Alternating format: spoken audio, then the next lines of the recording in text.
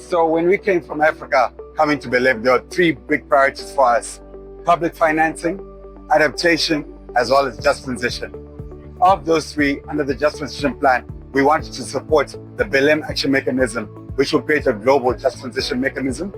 Around finance, along the Baku to Belém roadmap, we wanted clarity on what this looks like.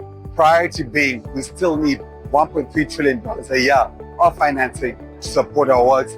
And lastly, on adaptation, to clarify, first of all, the indicators for adaptation, but more importantly, the finance that will support those indicators.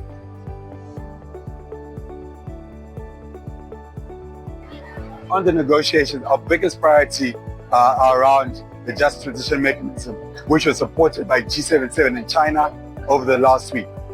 The mechanism has got a goal of creating the first institution that actually supports the creation of knowledge sharing, support, and hopefully resource mobilization for just transition globally, which has been a very important priority for the African group negotiators. This, of course, is linked to the questions around energy and what that looks like.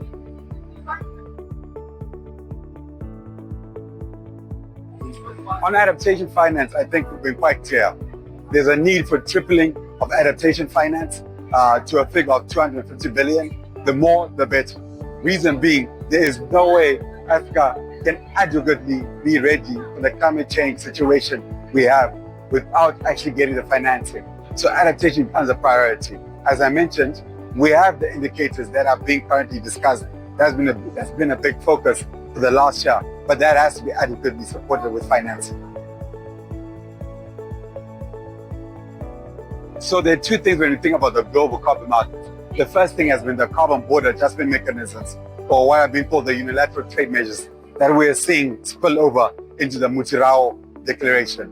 The fight here is that the Europeans have set up a carbon market adjustment mechanism after 30 years of trialing us and the rest of the world to open up our market. We believe that this is a trade measure that is unfair in the way it is being designed, and there's a way to actually set plans around how to best move forward as the globe without unilaterally setting up measures. This, of course, is also linked to Article 6, which was agreed on last year at Baku around what carbon markets will look like.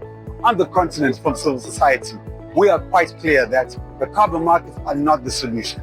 The reality is, on the continent, carbon markets are not providing the finance adequately to support adaptation or mitigation plans. And that is why we came back to say that we're prioritizing public financing.